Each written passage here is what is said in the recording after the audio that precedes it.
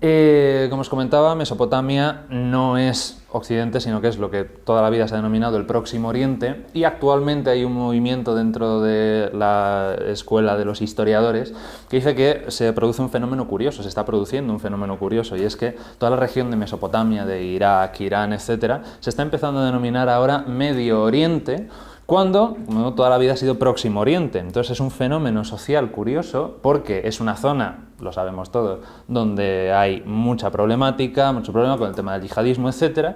Y entonces es como una especie de, dicen, separación o alejarse de ese mundo, es decir, no, lo que hasta ahora ha sido Próximo Oriente con una cierta sensación de hermandad, de cercanía, porque vamos a ver cuánto ha influido todo lo que se ha fraguado en Mesopotamia en el mundo occidental, o lo que conocemos por occidental, pero como ahora es una zona convulsa del planeta, digamos que se hacen como distancias, y entonces es Occidente como reflejo de la civilización, del orden, de lo social, etc., mientras que ya el que antes era Próximo Oriente ahora es Medio Oriente, para alejarnos un poco y como que eso no tiene que ver con nosotros. Es un fenómeno social curioso. Y se incluye aquí, como digo, en el relato mitológico de Occidente por todo lo que ha influido, y igual que Egipto, Grecia, Roma y las tradiciones o las religiones abrahámicas. Todo esto, que aparece aquí atrás reflejado en estas imágenes, es lo que ha configurado nuestra cosmovisión, nuestra forma de ver el mundo, de entenderlo, de relacionarnos los unos con los otros y también incluso con nosotros mismos. A nivel incluso inconsciente, todo el relato mítico, todo el pensamiento mítico y por lo tanto todo el pensamiento religioso nos ha configurado de una determinada manera. Que seamos conscientes de ello o no es otra historia, pero vemos el mundo como lo vemos por todo esto. Entonces, el relato mitológico de Occidente, ¿por qué? Porque todas estas culturas han configurado la base de lo que hoy entendemos por Occidente. Los que ya me conocéis, que en este caso solamente estás tú, Monse, vais a descubrir que soy muy pesado con la etimología, pero porque creo que es muy importante. Las palabras tienen un poder enorme, y saber lo que significan y saber a qué se refería un griego, un romano de la antigüedad, un egipcio de la antigüedad, cuando mencionaba una palabra concreta, nos va a dar muchísima información y vamos a entender muy bien muchas cosas. Lo primero, por supuesto, es explicar la etimología del nombre de este curso. Es el tercer año que se plantea, en los anteriores era siempre Iniciación a la mitología comparada, un título completamente descriptivo. Este año le hemos dado una vuelta, ha sido el relato mitológico. ¿Por qué relato? Del latín relatum, cuento o narración. Cuidado aquí porque lo que un romano, lo que un latino entendía por cuento, evidentemente no es lo que entendemos nosotros por cuento. No era una narración destinada a entretener a un niño o hacer que se duerma, sino que todo relatum tenía un contenido de enseñanza, un principio en el que se intentaban transmitir unos ideales y unos valores. Es decir, nada se contaba el porque sí. La idea que tenemos todos de ese anciano o anciana sentado a la hoguera rodeado de los jóvenes de la tribu y contándoles relatum es precisamente de lo que se está hablando aquí, que hemos configurado un relato de Occidente que tiene mucho que ver con lo que acabamos de decir, una forma de ver el mundo en base a todos estos relatos de las civilizaciones que nos han precedido. Relato mitológico, el mito. Aquí hay mucha discusión, mucha polémica, porque no sabemos exactamente qué entienden muy concretamente un griego antiguo cuando se le habla de mitos, porque mitos es muchas cosas. ¿Dónde hay más consenso? Primero que nada, palabra, con todo lo que ello implica. No hay que olvidar que para las tradiciones semíticas, aunque la palabra mitos es griega, ellos también tienen un término para denominar a eso que los griegos llamaron mitos, pues para las tradiciones semitas la palabra es el elemento creador por excelencia. De hecho, no hay más que recordar el relato de la creación de Génesis 1, donde Dios crea hablando. Además que irnos al antiguo Egipto, donde el dios Atum crea hablando. Por lo tanto, la palabra tiene mucho poder en las sociedades tradicionales. Pues la palabra puede ser también relato. Por lo tanto, si consideramos el mito como un relato, que indudablemente lo es, pero luego veremos y pondremos los puntos sobre las íes, esto podría ser algo repetitivo. El relato mitológico es lo mismo. Y una cosa que a mí me gusta mucho es el acto de hablar de forma ritualizada. Es decir, el mitos está destinado única y exclusivamente para el líder, para el jefe de la sociedad, para el poeta, en el caso del mitos griego para los aedos, Homero, Hesíodo, etc., o para los sacerdotes, que vendrán después. En el caso de Grecia, por cierto, bastante tardíamente. Sea como sea, es una forma de hablar, una forma de expresarse y una forma de narrar una historia que tiene un alto contenido sacralizado. Y por otra parte, el logos. Puesto que esto es un curso de mitología, el logos ese de lógico viene aquí, que este también tiene mucho debate a su alrededor. Se diferencia fundamentalmente del mito, a día de hoy que sepamos, en que mientras que el mito es la palabra ritual, la palabra sacralizada, el logos es la palabra razonada, la palabra de la razón, es el discurso, es el de conectar ideas siguiendo la idea de la razón. Es la razón la que pone en mi boca palabras que yo expreso. El logos es la forma de expresarse de los políticos, de los oradores públicos. El mitos no. El mitos es del jefe, del sacerdote, del poeta. Para el pueblo, para los políticos y los oradores es el logos. Habla, razonamiento, discurso, inteligencia, pensamiento, sentido. Es decir, todo lo que tiene, lo diré, lógica. Ese discurso lógico. Proviene del indoeuropeo leg, que significa criterio. Es decir, es el lenguaje de la razón. Sobre esto, mito, logos, mitos, que yo todavía recuerdo en las clases de segundo de bachillerato de Historia de la Filosofía, nos decían, el mito dio paso al logos, el paso del mito al logos, la filosofía trajo la época de la razón en el discurso y ya el mito fue completamente desterrado, como si fuese realmente algo tan evidente. Pues a ese respecto, os he traído algunos textos, porque quiero también que esta clase, a modo de introducción, sea también pausada y nos demos cuenta de qué estamos analizando y estudiando aquí, antes de meternos en panteones y relatos, etc. Vamos a ver qué es esto. Y entonces el primero que os quiero leer es un poquito el más extenso de todos, pero merece mucho la pena su lectura. Es de un poeta helenista y crítico literario, Carles Miralles, fallecido en 2015, y en Reduccions, una revista de poesía, un número publicado en 2009, escribe un artículo del que he cogido algunos pasajes donde habla precisamente de la relación entre el mito y el logos. Vemos que este señor es poeta.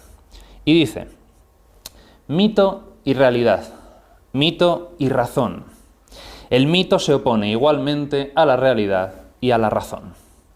O, en términos históricos, cuando los hombres todavía no tenían los instrumentos racionales que fueron adquiriendo después paulatinamente para decir lo real, debían servirse, pobres ignorantes, de la ficción, de la imaginación, del mito, para decir la realidad.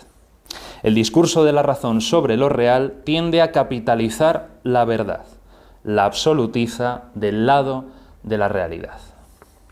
El logos se apropia de la razón y dice que esa es la verdad. Y sigue. Dice, el mito, mientras tanto, calla, retrocede, parece que ha desaparecido, reaparece, pero se impone y se hace sentir. Según las épocas o los momentos, una cosa o la otra, o ambas a la vez. Cuando parece que ya no hay lugar para él, en la realidad controlada por la razón que establece la verdad, sigue habiendo amor y guerras, generosidad y rencor, envidia y cobardía, valor y tantas cosas de este tipo. La alegría, el dolor, no los hechos concretos a los que responden, no solo la situación en que se producen. En ellas, tan reales, se vuelve a instalar el mito que parecía haber sido expulsado de lo real. Coloniza los márgenes de lo real según la razón, o su interior, su alma secreta. En general, en términos históricos y en concreto, dentro de cada hombre, y no hace falta que se trate de ningún pobre ignorante. En el fondo de la realidad, de la razón que la comprende, está el mito. Qué bueno. Dice, claro, el logos y el mito no es que estén luchando, es que esto está dentro de esto. Sigo. Mito es hablar, como la razón es igualmente hablar. Acto de habla, discurso o habla. es hablar. El mito es una narración. No quiere dar razón de la realidad ni fijar la verdad. Cuenta hechos, cosas, que se convirtió en una vez en un lugar, siempre entonces y allí. Esto va a ser importante porque cuando los antiguos romanos utilizan el mito, cuentan esos relatos tradicionales, siempre empiezan con una expresión que es ya universalmente conocida, que es in illo tempore, es decir, en aquel tiempo. ¿En cuál? Aquel tiempo, el tiempo mítico. ¿En qué se ha convertido eso? En nuestro érase una vez. Érase una vez, en un país muy lejano. ¿Cuándo? ¿Dónde? Allí, en el tiempo del mito. ¿Cómo empieza la Guerra de las Galaxias? Antes que hablábamos de las películas. Hace mucho tiempo, en una galaxia muy, muy lejana. ¿Dónde es? Ahí, en el tiempo mítico. El relato que es el mito puede ser continuamente vuelto a explicar. Claro, nunca se gasta. La gran pregunta, ¿por qué hay algunos relatos a todas luces ficticios que permanecen y perduran a lo largo de la historia? Seguimos estudiando a Teseo y al Minotauro, y en cambio hay otros que no lo hacen, que son hijos de un momento concreto y desaparecen en ese momento concreto. Y ya es arqueología, se llama un mito muerto. Y sin embargo, aquí estamos. Y vamos a hablar de Gilgamesh, y vamos a hablar de Tot, y vamos a hablar de Edipo. Pues es recontado una y otra vez. El mito puede ser continuamente vuelto a explicar, cada vez, cada hora y aquí. Es el mismo y cambia. La narración dura y los humanos que la cuentan y la escuchan pasan. Nosotros que hoy estamos aquí, la tierra nos tragará, pero el mito seguirá por siempre. Estos humanos la convierten en palabra en el tiempo, pero sigue siendo narración para siempre, mito. Se adapta a todas las situaciones, no acepta ni replantea ninguna realidad, no anhela ser la verdad. Se presenta siendo el relato que es. El mito no excluye a la razón, la integra, la confronta con una realidad más profunda, en su otro tiempo que puede ser percibido en todos los tiempos. Qué buena expresión. En su otro espacio que puede ser percibido en todos los espacios. Por eso, cuando hablamos de mitología comparada, decimos que la mitología al final es solamente una, y que tiene muchas caras y que adopta muchas formas, pero cuando se va a la esencia, que es un poquito también el objetivo de este curso, vemos que es lo mismo, y que todos cuentan lo mismo una y otra vez porque no hay otra cosa que contar. Remite a una realidad que no tiene sentido discutir si es verdadera o falsa, sobre todo según la razón. A una realidad que en todo momento y en todo lugar puede ser reconocida como humana. Es decir, no aquí y ahora, sino en otro tiempo y en otro lugar. Remite al mundo de los humanos, una parte hacia afuera y una parte interior. A una realidad renovadamente más compleja y sutil, más profunda y enigmática, que no es verdadera ni falsa, sino compuesta, conocida y desconocida a la vez, porque el mito no explica, sino que cuenta. No pretende agotar lo real, decirlo de una vez por todas, sino contarlo otra vez y comprenderlo filtrado por la narración. El lenguaje de la razón es la ciencia, el de la poesía, el mito. Insisto, este señor es poeta, sabe muy bien de lo que está hablando. De una forma u otra, siempre el mito. Hubo una época en la que la sabiduría hacía de puente entre razón y poesía. No dice entre razón y mito, la poesía como la ciencia más elevada de todas, tal y como defendía Pitágoras y tantos otros. Aún no escindidas la razón y la poesía. Desde entonces, la poesía añora aquella sabiduría y se sirve del mito para tratar de rehacerla, para decirla desde la realidad más profunda. Los filósofos quizás han olvidado que su labor es amar la sabiduría. Eso es lo que significa la palabra filósofo. Los poetas renovadamente tratan de volverla a hacer, la sabiduría, haciendo la realidad que siempre está en otro lugar. Y con esto termino. Así, el mito puede considerarse la única enunciación posible de una realidad huidiza, en continua transformación. La única posible porque es relato, porque contiene todos sus significados a la vez en la enunciación misma. La coexistencia inescindible del mito y todos estos significados de la narración en que consiste es la realidad poética. Cabe decir, el símbolo, el estallido del sentido. La única manera de decir la realidad más profunda, de mostrar las caras de la verdad, es moldear lo real en el mito, en el símbolo. Así, la realidad perdura. Al acomodarse al molde de la realidad poética, se hace raíz por el canto, y por el canto penetra en la tierra. Hay que recordar que todos los mitos que vamos a ver originalmente estaban escritos en verso, y sabemos que originalmente se cantaban. No se contaban, sino que se cantaban. Iban acompañados de música y en muchos casos también de baile. Por lo tanto, es una poesía que se canta. El canto penetra en la tierra en la certeza de que la tierra está siempre al alcance, en disponibilidad abierta. La poesía, y con estas palabras de Bartra termino, rellena lo que penetra, derrama en la entraña la misión de la primavera, el peso de lo eterno y la madurez del astro. Tremendo. Yo ya después de esto me podría callar, nos podríamos ir a casa, porque esto es para darle una pensada o dos. ¿Qué estamos tratando aquí? El mito, como bien ha dicho Miralles, utiliza un componente fundamental que es el símbolo. El mito es, ante todo, un relato simbólico. Miralles dice, no tiene sentido debatir si hace referencia a una realidad que es verdadera o falsa. Por supuesto, nadie en su sano juicio diría que la cruz latina es verdadera o es falsa. No, mire usted, es un símbolo. ¿Y el símbolo qué es? Otra vez, etimología.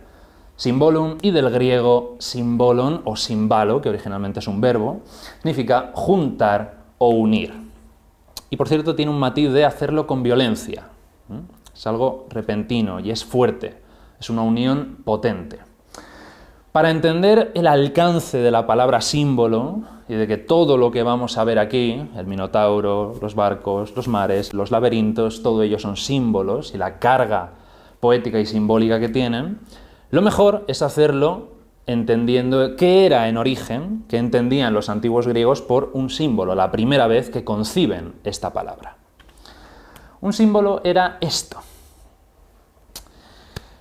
Esto surge cuando las leyes de la hospitalidad en Grecia obligaban a que cada persona que llamase a tu puerta tenías que acogerla, sentarla a tu mesa, darle comida, darle una cama, que pasase allí el tiempo que necesitase y dejarle otra vez marchar y seguir su camino. Imaginémonos que hay un señor de Atenas o una señora de Atenas que se marcha en peregrinación, qué sé yo, a Delfos, ¿vale? Y por el camino pasa por Meteora. Y en Meteora pues tiene que hacer una parada, evidentemente, porque se le hace de noche. Llama a cualquier casa y hay un matrimonio en Meteora que le abres la puerta, le sienta a la mesa, comparten, etcétera, etcétera. ¿Qué ocurre? A la mañana siguiente, cuando se despiden,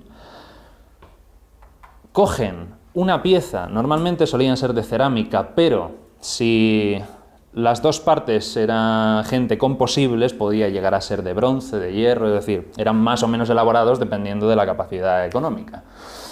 Cogían, insisto, normalmente trocitos de cerámica, lo partían y cada uno se quedaba con una mitad. ¿Qué pasa?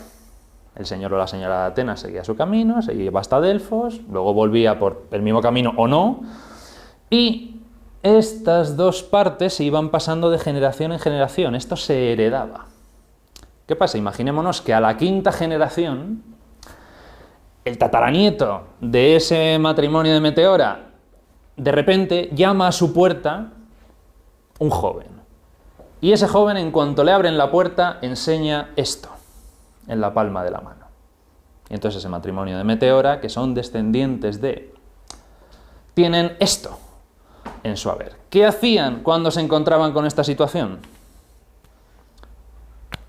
Unirlo y encajarlo. dos personas que la única cosa que tenían en común era que sus antepasados una vez habían coincidido porque uno de ellos llamó a la puerta del otro. Esto era el símbolo. Claro, se entiende muy bien, y mucho más siendo como es el pensamiento griego, decir, vale, esto es la parte del logos, esta es la explicación razonada, discursiva, del por qué se llama símbolo, qué significa el símbolo. Muy bien, ahora el pensamiento griego mítico va a coger esta idea y la va a trascender. Y en eso consiste el símbolo. En un elemento que llamaríamos real, formal, en este caso he cogido esta pieza del Museo de Numancia, pero me gusta utilizar mucho otro ejemplo, un elefante. En la antigua India, elefantes a patadas, más que acostumbrados a esos animales, y de repente el pensamiento mítico ¿qué hace? Coge la figura del elefante y le asigna una serie de características, una serie de, lo diré, poderes, que trascienden al propio elefante. ¿Por qué? Porque a medida que se va viendo en la observación la realidad, se ve que el elefante utiliza la trompa y los cuernos para abrirse paso por sendas que están con bosques, con ramas, con tal. Se le ve que tiene una memoria prodigiosa, se ve que rinde culto funerario a los muertos de la manada. Y entonces todo eso se va estableciendo conexiones, se van uniendo, y aparece de repente el dios Ganés, el dios con cabeza de elefante. ¿Qué es todo eso? Y mucho más. Ha trascendido al propio elefante. Es decir, el objeto es visto, es observado por un sujeto, y ese sujeto concibe un concepto que trasciende al objeto primero. Ese es el símbolo. Y además, en este caso concreto de este caballo del Museo de Numancia, no solamente es per se un símbolo gráfico y físico, sino que también es un símbolo simbólico. ¿Por qué? Por todos estos agujeritos, circulitos, que al parecer tienen una connotación astral, cosmológica. Fruto de ese impulso humano que todavía ningún antropólogo, ni historiador, ni arqueólogo se ha sabido explicar, de la necesidad de, una vez que hay una pieza de orfebrería creada, la necesidad imperiosa que tiene el artista, lo llamamos así, de decorarla. El ejemplo más claro son las vasijas de cerámica que hay en todos los museos de arqueología del mundo, en los cuales tenemos el recipiente y ese recipiente está decorado o bien con pintura o bien con muecas que se hace con conchas de moluscos, tiene algún tipo de decoración, algo que no tiene ninguna finalidad práctica. Es más, ese señor podría hacer otra vasija en el tiempo que le lleva decorar la que ha hecho. Y sin embargo, tiene una necesidad que le nace de dentro de hacer esto. Incisiones en el caballo para representar un sistema cosmológico en el cual se simboliza el universo contenido en el caballo. Y por lo tanto el caballo ya no es un caballo, sino que es el caballo. Y lo que implica para este pueblo ese caballo, el macrocosmos contenido en el microcosmos. Y es un caballo, como los hay, a patadas, pero ya no es el caballo. Es un poquito por dónde va la cosa, ¿no? Todo esto se va a ir desarrollando mucho, pero el origen está aquí. Es algo que nace de dentro. No es algo tan evidente como no apareció la filosofía y entonces ya el mito adiós. No, perdone usted. El mito efectivamente se esconde, va por los recovecos, parece que no está, pero de repente aparece. Miralles lo explica muy bien. Es esto y sobre todo está contenido en el logos. El mito, durante mucho tiempo, sobre todo en una corriente que gana gran fuerza en el siglo XIX, se le ha visto siempre como contraparte del logos, de la razón, todo este razonamiento, todo este pensamiento, todo este discurso, y sin embargo, las cosas, como vamos viendo, no están tan separadas. Uno de los grandes ejemplos que se suele poner en esta lucha siempre es el bueno de Platón, uno de los rostros más conocidos de la antigüedad clásica, el cual siempre se dice que Platón en sus diálogos lo que hacía era criticar mucho el mito y abogar, por supuesto, por el logos. Decía que el mito era solamente algo que había que superar, que eran solamente creencias muy antiguas y casi supersticiones que tenían que ser desterradas completamente. Platón se refiere a un tipo de mito muy concreto, que es ese, efectivamente, la superstición, que él consideraba que impedía avanzar a la sociedad, pero el propio Platón utiliza también el mito en sus diálogos. Valgan 3 ejemplos. El mito de la caverna. Además, hasta el propio nombre lo dice. ¿Por qué se concibe un mito como el de la caverna? Porque seguramente Platón no encuentra una forma mejor para expresar lo que quiere expresar que a través del mito. Porque de eso se trata, explicar cosas que son inefables. Y por lo tanto necesitamos de un relato simbólico que nos permita acceder a esas verdades trascendentes que son el sol de Platón. No esto, que es una parte, pero no todo. Hay que superar también esto y acceder al sol, que es la verdad trascendente que no se puede poner en palabras. Segundo gran mito utilizado por Platón, la Atlántida, que anda que no ha dado de sí. Desde el siglo V a.C. se siguen escribiendo libros sobre la Atlántida. Pero una vez más se está discutiendo su realidad o su ficción. Miralles lo dice, no tiene sentido hacer eso. Se puede hacer, pero no es el objetivo último del relato de la Atlántida, el plantear si es verdad o no. Es cuál es la esencia, cuál es el contenido. Hablaremos también de la Atlántida, no os preocupéis. Y el último gran mito, y uno de los mejores, es el propio maestro de Platón, Sócrates. Sócrates es un mito en sí mismo, porque todo lo que sabemos de Sócrates lo sabemos gracias a los diálogos de Platón. Sócrates no escribió nada. Sus discípulos, que los tuvo, no dejaron escritos sobre él, o si los dejaron no han llegado. Platón es el que construye un mito de Sócrates en sus diálogos. Y ese Sócrates trasciende al Sócrates histórico. Que esto es un fenómeno muy común. Otro ejemplo, Alejandro Magno. ¿Qué se sabe más? ¿Del Alejandro de Macedonia histórico o del mito que hay sobre Alejandro Magno, que ya en su propio tiempo se le consideraba un hijo del dios Zeus? ¿A quién le importa el Alejandro histórico? A los historiadores. Pero para estos señores la historia era una musa. Es decir, era una ciencia que había que interpretar, con la que había que jugar y a la que había que invocar y rendir culto, igual que a la poesía y a la música. Lo mismo. Hablando de mitos históricos, se dio la circunstancia, hace un par de días ha salido la sentencia del juicio del Procés, hace un par de años, cuando el tema del independentismo catalán estaba en boca de todo el mundo y debatiendo, etc., entré en una librería de Madrid y me encontré, graciosamente, con un estante, pegadito a la entrada, en el que me encontré con una serie de libros que estaban unos pegados a otros. Primero, Don Pelayo, el rey de las montañas, que ya, ojito, el título. Justo al lado, Muerte en el hielo, la expedición española a la Antártida. Al lado, Viaje al corazón de España, el almirante, Blas de Lezo contra los ingleses. Al lado, La conquista romana de Hispania. Es decir, historias que son mitos en sí mismos. Cuando hay una crisis, como era el caso hace un par de años, una crisis de identidad, en este caso nacional, pero a nivel colectivo y cultural, se recurre al mito. Entonces, vamos a rebuscar en nuestro pasado y vamos a engrandecer estas historias para aportar identidad, para que nos enseñen cómo comportarnos. Los tercios, otra gran figura mítica.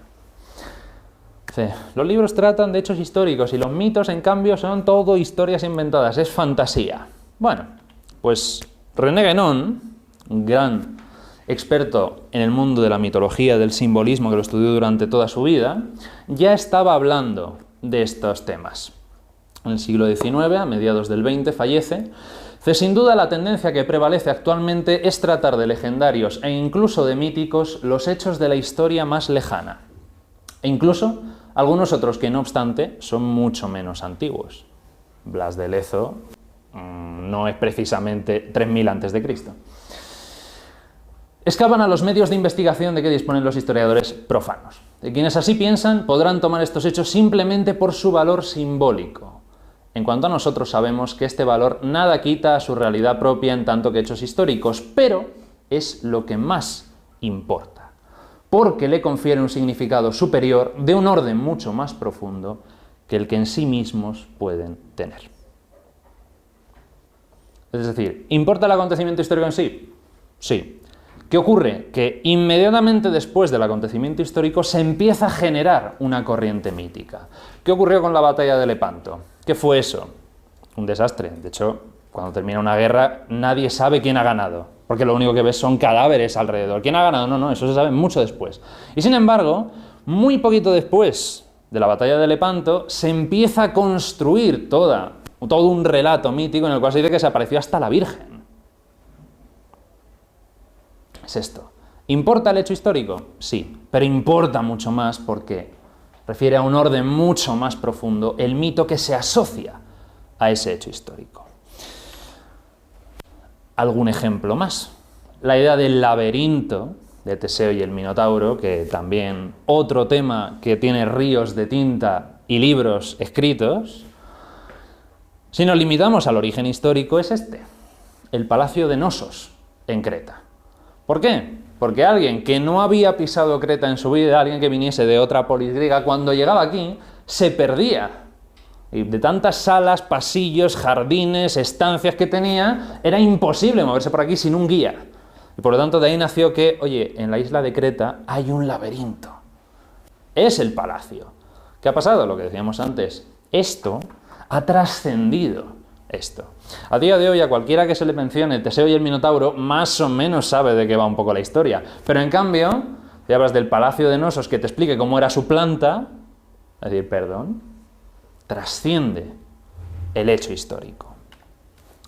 Otro ejemplo, los cíclopes, gigantes con un solo ojo en la frente. Parece ser que el origen de este mito está aquí, en los descubrimientos de los cráneos de elefante.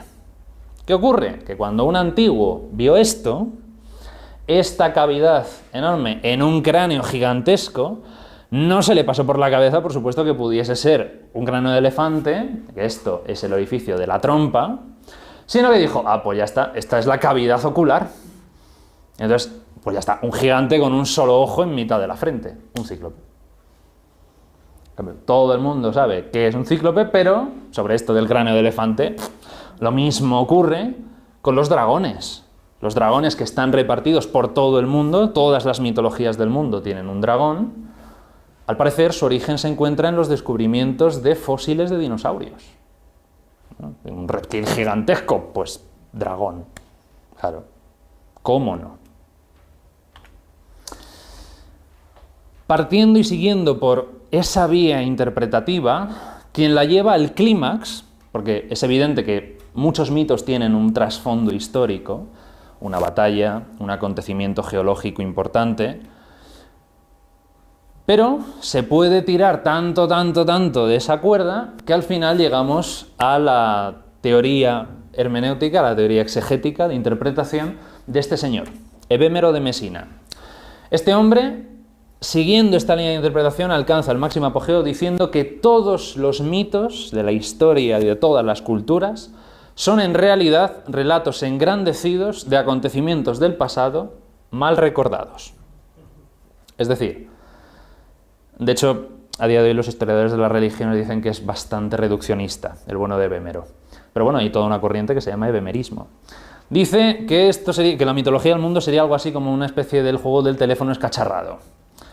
Ocurre algo y de boca a oído se van conectando las historias, se van añadiendo detalles para engrandecerlo y al final se olvida el relato histórico social original y se crea todo el sistema mitológico. Evemero de Mesina escribió un libro en el que imagina, porque se sabe que nunca lo hizo, imagina un viaje a una isla del Pacífico en la cual se encuentra con un templo donde están grabados en una losa los nombres de sus 3 primeros gobernantes, que serían, curiosamente, Urano, Crono y Zeus.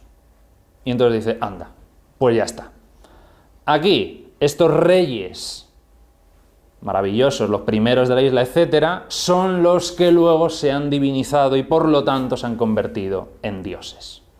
Entonces, según Evemero, el primer navegante, el primero que se metió en un bote y se hizo a la mar o navegó por un río o lo que fuese, el primero que decidió meterse ahí en el agua y no se ahogó, un dios, Poseidón. De hecho, tiene un ejemplo que a mí me gusta mucho, es mi favorito. Medea, aparece en la historia de Jasón, se dice que tenía la capacidad de rejuvenecer a los ancianos metiéndolos en un caldero, lo cual está muy vinculado con la tradición de los pueblos celtas de la Edad del Bronce, de ese caldero mágico con propiedades curativas maravillosas que luego desemboca en el Santo Grial, etc. Bueno, todo un mundo. Pues Evemero lo que dice es que en realidad esta Medea sería la inventora de un tinte para el pelo, y que el caldero no sería otra cosa que una especie de sistema de sauna que al parecer viene muy bien para rejuvenecer los poros de la piel y que le daba a la gente un tono así. Va todo en esta línea. Todo lo que se pueda encontrar... Sí, en resumen, efectivamente, el evemerismo trata de esto, de encontrar explicaciones históricas y sociales para todo el sistema mitológico. A día de hoy, la mayor parte de los estudiosos de las religiones y de la mitología consideran esto, lo que hemos dicho antes con el tema del caballo de las vasijas. Hay un anhelo interno del ser humano, lo que bien dice Miralles, hay algo dentro de nosotros que nace de lo más profundo de nuestro ser, que nos lleva a configurar estos símbolos, estos mitos y a trascender la realidad del logos. Y muchos de ellos nacen por el primer gran impacto de la humanidad, que es la muerte. Es muy curioso porque la primera prueba histórica de un pensamiento mítico, de un pensamiento simbólico, la encontramos antes del ser humano, la encontramos entre los neandertales. Los neandertales, hay un momento, no sabemos por qué, no sabemos exactamente cuándo, pero hay un momento en el que un neandertal, a la muerte de un amigo, de un familiar, de lo que sea, decide enterrar el cuerpo. Cosa rarísima porque no busca ninguna finalidad práctica. Y no solo le entierra, sino que además le pone un ajuar funerario. Le pone comida, le pone bebida y le pone flores. Y nadie sabe por qué. Porque no tenemos textos, no tenemos fuentes, solamente nos encontramos con la tumba. Nos encontramos con esto. Por lo tanto, eso es una prueba de que ya los neandertales tienen un cierto desarrollo de pensamiento simbólico. No sabemos exactamente si tenían un panteón, si tenían una cosmovisión del mundo de ultratumba, no sabemos qué, pero está claro que hay algo en ello que le lleva a hacer eso. Por lo tanto, cuando hablemos del tema de la muerte, que será el penúltimo, vamos a ver cuál es el origen y cómo se desarrolla toda una mitología de la muerte, del más allá, del alma, etcétera, etcétera. Seguramente nace ahí. Por lo tanto, lo que hemos mencionado antes, vamos a ver Occidente precisamente por esto, porque todas estas cosas nos han configurado nuestra manera de pensar, y vamos a ver sobre todo estas 4 grandes culturas.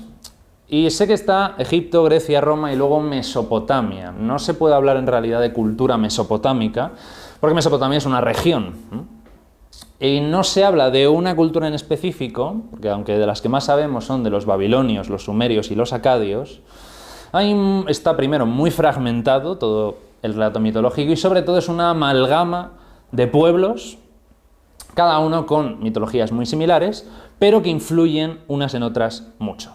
Entonces, vamos a ver sobre todo esas 3, babilonios, sumerios y acadios, pero también tener en cuenta que hay muchos pueblos alrededor que van influyendo en mayor o menor medida. Y por supuesto, también las llamadas 3 grandes religiones abrámicas, 3 grandes religiones históricas, las 3 grandes religiones monoteístas, llamémoslas, ¿cómo quedamos? Y vamos a analizar su relato mitológico, el relato mitológico de estas religiones. hay algunos creyentes que se ofenden si se le compara la mitología con alguna de estas religiones. La intención no va por la ofensa, es simplemente que puesto que son religiones, hay que entender que todo esto también tenían religiones. Lo que hoy llamamos mitología formaba el corpus de relatos que conformaban su religión, a la que se sumaba el ritual. Entonces, ritual más mitología, religión. Religión de los romanos, de los egipcios, de los griegos y de los mesopotámicos. Entonces, se van a analizar los relatos, el corpus de los relatos que conforman las tres religiones monoteístas. ¿Todo para qué? Para esto. Gnosis auton, conócete a ti mismo, en griego. Esto es lo que estaba en el pórtico del oráculo de Delfos, tan conocido, tan difundido. Lo que no se suele decir, y es una pena porque le da mucho más sentido, es que esta frase no estaba allí colocada sola, que indudablemente tiene su importancia, pero tenía otra frase debajo que le da mucha más enjundia. Ponía, hombre, conócete a ti mismo y conocerás el universo y a los dioses. ¡Qué bueno! Claro, todo lo que has venido a buscar aquí, a que te digan de fuera, está dentro. Entonces, si alcanzas a conocerte a ti mismo, conocerás todo lo demás. ¡Qué potente! Todos recordamos este relato, seguro. Génesis 32, la lucha de Jacob contra el ángel, según Gustave Doré, aunque el texto bíblico nunca especifica que se trate del ángel. Una lucha, un combate que ocurre en la noche, mientras Jacob está huyendo de su hermano mayor Esaú, que quiere matarle por haberle robado la primogenitura de una forma tan ruin, a cambio de un plato de lentejas, pues de repente se enfrenta con este oponente milagroso. La segunda lectura es de un psicólogo junguiano, Dr. Stephenson Bond, el cual en este librito habla de la importancia del mito personal en el siglo XXI, este libro lo escribe en 1992, y da una lectura, una interpretación a este mito en concreto, que creo que es de especial interés para lo que estamos viendo. Seguimos dentro de la historia de el conocerse a uno mismo a través del mito. Recordemos la historia de Jacob luchando en el vado de Yabok, en Génesis 32. Jacob lucha durante toda la noche con un hombre, aunque claramente se trata de un ser mucho más poderoso que cualquier humano. Lucha con su daimón. Cuidado con esta palabra, porque el daimón, que ha derivado en nuestro demonio, siempre lo asociamos a Satán, al diablo, al mal, etc. No. Luego lo veremos cuando tratemos el tema del mal.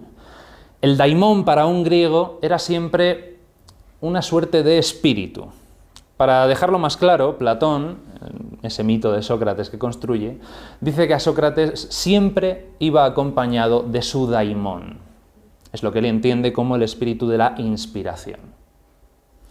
Entonces, ese daimón no es necesariamente malo. Puede ser bueno, puede ser malo, dependiendo de muchas cosas. Pues aquí Jacob lucha con su daimón. Por cierto, todos somos Jacob, spoiler. Y por lo tanto, todos tenemos a este daimón. Jacob lucha con su daimón, o ángel, o Dios. Da lo mismo porque es lo mismo. Lucha con el extraño. No dice con un extraño, sino con el extraño, es decir, la idea del otro, ¿no? Lo que Jung llamaba la sombra, el inconsciente, aquello que tenemos dentro de nosotros y que no sabemos que tenemos. Por eso esta lucha ocurre durante la noche, es la oscuridad de la psique, es lo más profundo. La luz de la razón aquí no tiene nada que hacer, por lo tanto no puede ser de día. Esta lucha es de noche. Se dice que cuando el oponente de Jacob comprende que no está triunfando sobre él, le hiere, le disloca el muslo, pero Jacob sigue luchando. Y finalmente el extraño dice, déjame marchar, pues el día está despuntando. A lo que Jacob responde, no te dejaré marchar si no me bendices. Aunque ya debe quedar claro que cuando aceptamos al extraño que hay en nosotros, es difícil saber quién se niega a dejar marchar a quién. ¡Oh, qué bueno! Al final cede y pregunta a Jacob su nombre. Cuando Jacob se lo dice, el extraño le da uno nuevo, porque has luchado contra Dios y contra los hombres y has triunfado. Eso es lo que significa el nombre Israel. Y entonces, en mi opinión, Jacob hace la pregunta que cambia la historia, la pregunta mítica. Te lo ruego, dime tu nombre. Jacob quiere saber quién es el que lucha contra él, el que le hiere, el que le da una nueva identidad. Aunque el extraño nunca contesta, es crucial hacer la pregunta una y otra vez. Esta es la pregunta mítica. ¿Quién es el extraño que me agarra por dentro? ¿Y qué es lo que quiere de mí? Tanto si identificamos este proceso vivo de la psique con el extraño que llevamos dentro, con el hombre de 1.000.000 de años, con el daimón, con el inconsciente colectivo, con Dios, con el sí mismo, todos los nombres que le queramos dar a esto, seguimos luchando en la oscuridad contra un contrincante que no vemos.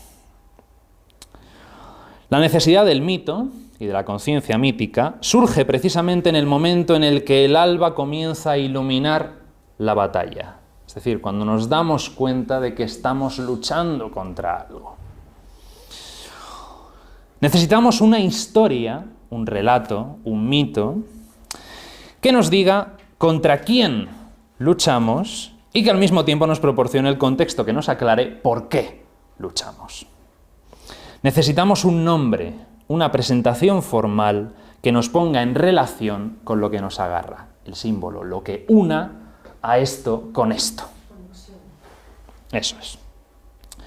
Te lo ruego, dime tu nombre.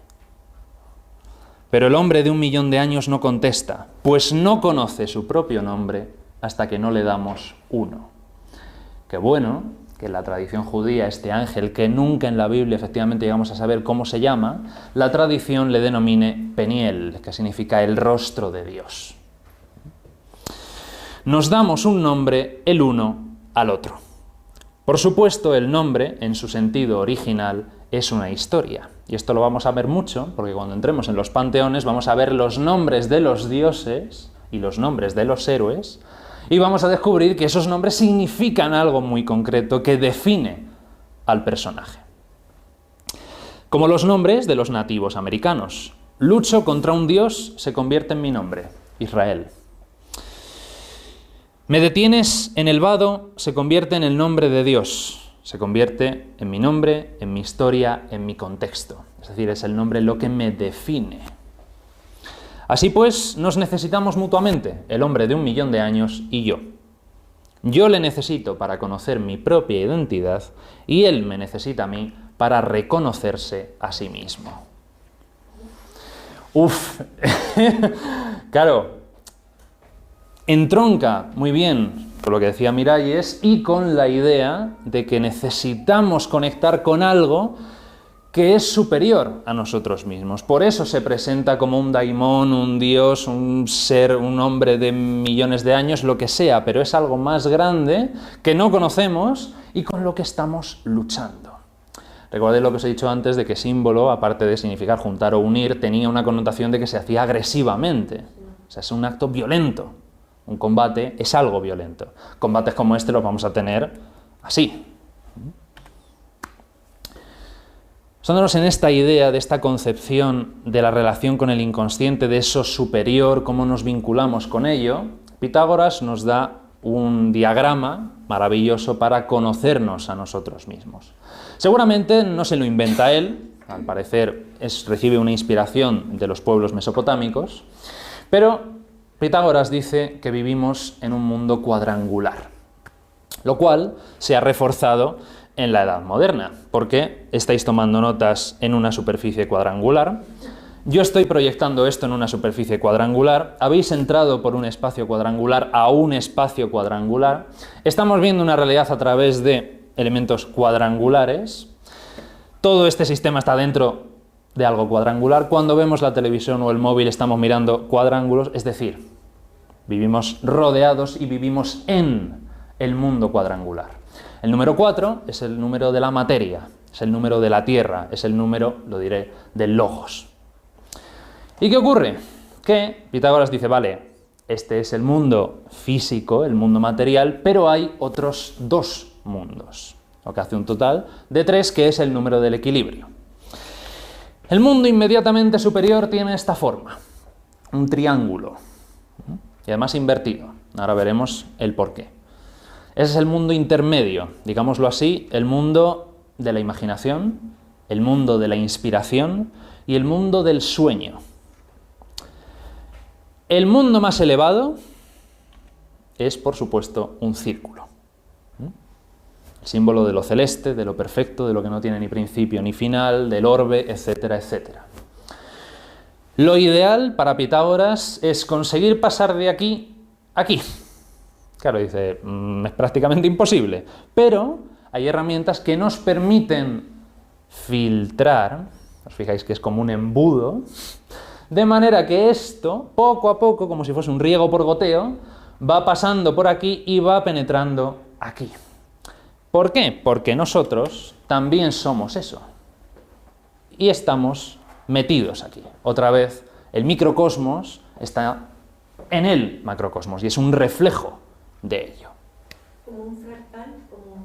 Justo.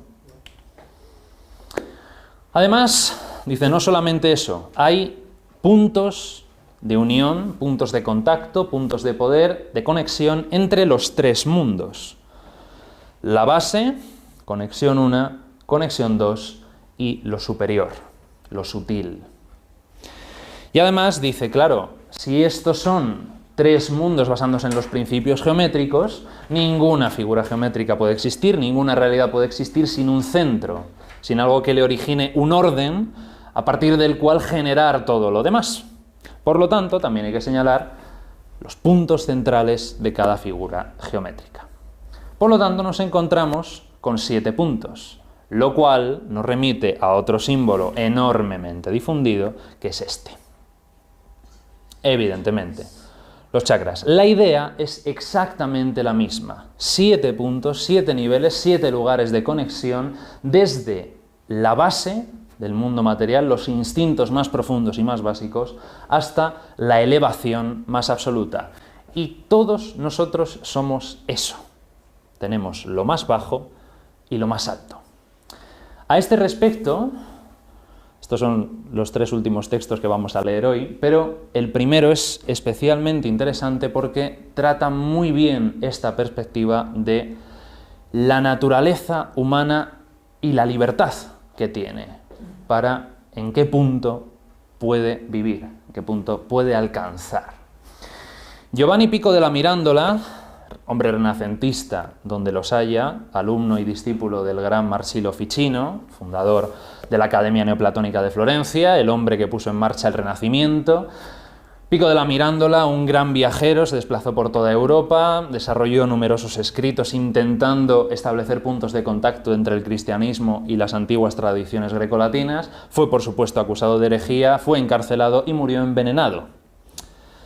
Un hombre con una vida interesante. Giovanni Pico della Mirandola tiene muchos escritos, hay uno que se titula Sobre la dignidad del hombre, el cual es altamente recomendable, pero me interesa más las 900 tesis, en el que se intenta precisamente establecer esa relación entre cristianismo y paganismo. Y en la introducción, en el prólogo, Pico della Mirandola imagina, o sí, por qué no decirlo, le ayuda a su daimón personal a imaginar un diálogo entre Dios y Adán. Y dice así, Dios es el que habla, dice, no te he dado rostro, ni lugar alguno que sea propiamente tuyo, tampoco ningún don que te sea particular, oh Adán, con el fin de que tu rostro, tu lugar y tus dones seas tú quien los desee, los conquiste y de este modo los poseas por ti mismo. La naturaleza encierra a otras especies dentro de unas leyes por mí establecidas. Pero tú, a quien nada limita por tu propio arbitrio, entre cuyas manos yo te he entregado, te defines a ti mismo. Te coloqué en medio del mundo para que pudieras contemplar mejor lo que el mundo contiene. No te he hecho ni celeste ni terrestre, ni mortal ni inmortal, a fin de que tú mismo, libremente, a la manera de un buen pintor o de un hábil escultor, remates tu propia forma. Podrás descender a la forma más baja de existencia, como si fueras una bestia, o podrás, en cambio, renacer más allá del juicio de tu propia alma, entre los más altos espíritus, aquellos que son divinos. Un mito en sí, de la creación del hombre, per se, que otorga la total libertad del ser humano para decidir en qué rango de acción decidimos movernos. Segunda parte, Edward Edinger, también otro psicólogo, el cual habla del hombre y del mito en el mundo actual. La historia y la antropología nos enseñan que la sociedad humana no puede sobrevivir mucho tiempo si sus miembros no participan psicológicamente de un mito vivo común. Este mito proporciona al individuo una razón de ser. Ante las preguntas claves sobre la existencia humana, proporciona respuestas que satisfacen incluso a los miembros más evolucionados y selectivos de la sociedad. Y si esa minoría creativa y racional está en armonía con el mito dominante, las otras capas de la sociedad la seguirán e incluso es posible que no tengan que enfrentarse directamente con la decisiva cuestión del significado de la vida. A cualquier persona reflexiva le parece evidente que la sociedad occidental ya no dispone de un mito viable y funcional. Es indudable que todas las culturas del mundo se van aproximando en mayor o menor grado a este estado carencial. Se pierde el significado. En su lugar se reactivan los contenidos primitivos y atávicos. Desaparece la diferenciación entre los valores y estos son sustituidos por motivaciones elementales como el poder o el placer. Cuando no es así, el individuo queda expuesto al vacío y a la desesperación. Con la pérdida de la conciencia de una realidad transpersonal, pone entre paréntesis Dios, el caos interno y externo de los deseos personales en pugna se adueña de todo. La pérdida de un mito común trae consigo una situación verdaderamente apocalíptica. En este estado se encuentra el hombre moderno.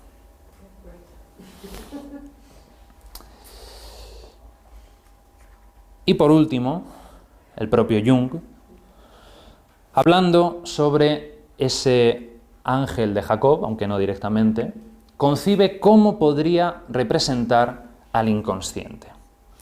Dice, si fuera posible personificar el inconsciente, pensaríamos en él como en un ser humano colectivo que combinara las características de los dos sexos, que trascendiera la juventud y la edad, el nacimiento y la muerte, y que tuviera en su haber una experiencia humana de 1 o 2 millones de años, que fuera prácticamente inmortal.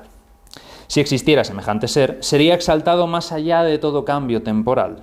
Sería un soñador de sueños muy viejos. Qué bonita expresión.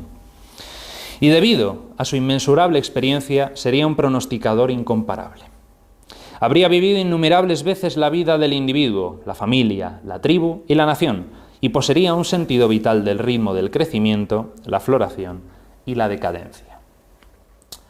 Curiosamente, lo que aquí Jung está utilizando, el lenguaje psicológico moderno, es lo que tradiciones y culturas de todo el mundo han concebido como el Purusa, en la India, el gigante Ymir, en los pueblos nórdicos, el guardián del Grial, el señor del roble, es decir, tantas figuras cósmicas primitivas que por un sacrificio, por una división de ese principio supremo, da origen a todo lo demás.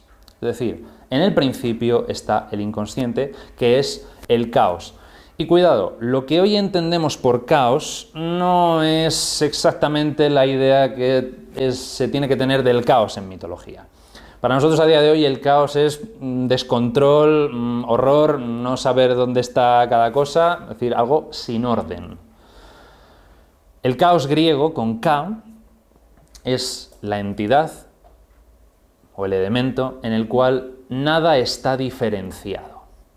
Es decir, en otras palabras, la potencia máxima, donde todo está contenido, donde todo es posible, pero al mismo tiempo no se aprecia nada. Ese estado del caos primordial que veremos en los mitos cosmogónicos se representa muy a menudo como un vasto océano primordial. También se puede hablar de un desierto, ya que simbólicamente son elementos paralelos, en el cual se habla de que todo ello está contenido, pero no hay una diferenciación de las formas. Tendrá que surgir un principio, un centro, que organice, separe y divida para que la creación, es decir, la conciencia, pueda nacer. Algo que se encuentra bastante a menudo cuando se simplifican, sobre todo a partir del siglo XIX, los mitos clásicos, sobre todo los griegos, pero ¿realmente los griegos creían en estos relatos?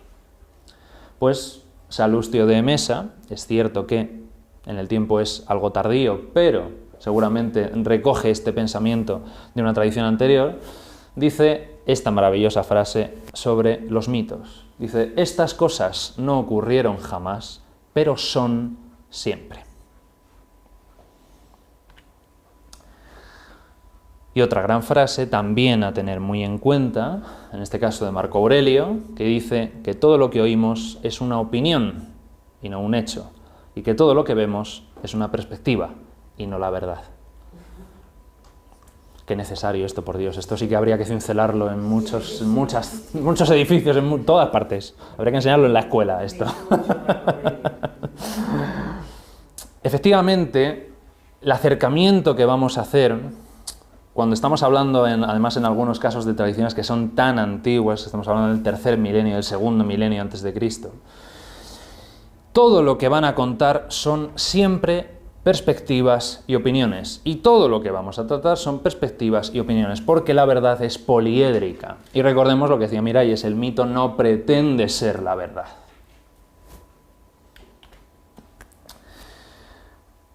Esto os lo dejo para que podáis verlo tranquilamente en casa cuando se os mande las imágenes, un poquito cuál va a ser el orden a seguir. ¿Me vas a mandar las imágenes? Sí, todo esto os lo voy a mandar. Por supuesto, en un curso de iniciación a la mitología comparada, cuando se va a hablar de sistemas mitológicos enteros, hay que seguir, como hemos venido diciendo, un orden, porque si no esto es el caos. Así que, nada mejor que empezar por el comienzo. Y el comienzo es esto, cosmogonía, es decir, el nacimiento del cosmos. Cosmos en griego significa orden, por lo tanto es la aparición del orden. Creación y distribución del mundo y teogonías. ¿Quiénes son los dioses principales de los panteones y qué función cumplen dentro del sistema religioso de todas estas culturas? Segundo tema, si se han creado los dioses, tienen que crearse también los hombres. Veremos siempre que la creación del hombre suele venir acompañada de un ensayo y error. Hay una primera humanidad que por A o por B fracasa estrepitosamente, lo que pone en duda la infalibilidad de según qué dioses, y entonces se decide borrón y cuenta nueva, el mito del diluvio. De hecho, fue el mito del diluvio el que despertó el estudio de la mitología comparada, porque se vio que era el primer ejemplo en el que aparecían en todas, o en casi todas, las tradiciones mitológicas del mundo. En todas las culturas hay un diluvio. ¿Por qué? Pues cuando lleguemos a ese tema lo veremos. Después del diluvio, una segunda humanidad que ya perdurará en el tiempo y que desarrollará mitos fundacionales. ¿Por qué son importantes los mitos fundacionales? Porque son a escala humana lo que esto es a escala divina. Si hemos hablado antes del microcosmos y el macrocosmos, el reflejo de lo que ocurre aquí abajo es lo que ocurre ahí arriba. Por lo tanto, si los dioses se ordenan, los seres humanos también. Y entre estos mitos fundacionales veremos la influencia de la serpiente, que siempre que hablamos de serpiente mítica, automáticamente nos vamos a la serpiente del Edén, a la serpiente de Adán y Eva, pero habrá muchísimas más. Después, entre estos seres humanos van a surgir elementos excepcionales que serán los llamados héroes. Grandes ciclos heroicos, el viaje del héroe, concebido por Joseph Campbell, que efectivamente sigue una pauta mitológica muy clara y que es el reflejo donde deben verse todos los hombres y mujeres de todos los tiempos, porque los héroes van a ser los modelos de la sociedad. No los dioses, porque vamos a ver que rara vez un dios será modelo de algo. En cambio, los héroes nacen como método de conducta, como forma de comportarse con uno mismo y con los demás. Y dentro de este tema de héroes y sus enemigos, por supuesto, para que un héroe sea un buen héroe tiene que tener un oponente a la altura, vamos a hablar también del tema de los gigantes, otra constante en todas las tradiciones. Dioses, perdón, héroes como hijos de... Normalmente sí. Héroes, efectivamente, los héroes van a ser hijos de una divinidad y un mortal. Y serán héroes precisamente por eso, porque lo divino y lo humano se funden y da origen, da pie a todas las características que hacen de un héroe tal cosa. Es que en algunos sitios los confunden con los gigantes. Sí, No tiene nada que ver. efectivamente. Sí, hablaremos también de esa diferenciación, claro. Dentro de los héroes, tradicionalmente siempre va a haber uno que sobresalga por encima de los demás. Llamado la figura del Mesías. Mesías lo vamos a tratar en una terminología muy amplia, porque si fuésemos muy estrictos, sabemos que Mesías solamente se puede utilizar dentro de un contexto abrahámico, ya que Mesías es el término, Cristo es el término griego para Mesías, que es la transliteración del hebreo Mashiach, que significa ungido. Pero Mesías nosotros lo vamos a utilizar como idea del héroe que destaca por encima de los demás y que cumple el papel de rey y salvador de la humanidad. El héroe que destaca sobre los demás héroes. Por supuesto también, claro, de la idea de la revelación mesiánica en las tradiciones abrahámicas. Y vamos a hablar, por supuesto, de la otra cara de la moneda del Mesías, el gran enemigo, su gran rival, aquel gran oponente, como Jacob y el ángel, pero a un nivel máximo, la idea del Saitán, el oponente absoluto. Después de esta idea del bien y el mal, conceptos con los que tendremos que tener cuidado, nos vamos al más allá. La idea de la muerte, la idea del alma, el mundo de ultratumba, lo que ocurre en ese tránsito entre este mundo y el otro mundo, etcétera, etcétera, y el origen de la religión. Y finalmente, en junio, terminaremos con, por supuesto, el final, los apocalipsis, el fin de los tiempos, que, ya hago un spoiler, los apocalipsis terminan bien. Que no nos engañen las películas de Hollywood. Siempre los apocalipsis terminan bien porque tiene que cerrar un círculo. Entonces, esto no puede empezar bien y terminar mal. No. Todo tiene un sentido y todo tiene un porqué. Los relatos del fin de los tiempos aportan el objetivo último de todo esto. Aquí tenéis las fechas que os he comentado al principio de clase también para que las tengáis claras todos los miércoles que vamos a tener clase. Entonces, hoy es 16 de octubre, pues la siguiente ya sería el 30 de octubre. Este es martes, ¿no? Son miércoles. Pues pones martes. Ah, sí, es miércoles, sí. Vale, cuando os lo envíe eso tengo que cambiarlo. El próximo martes que se envía es el 29. Efectivamente. ¿Y el último cuál era? Que no lo he copiado, el 7.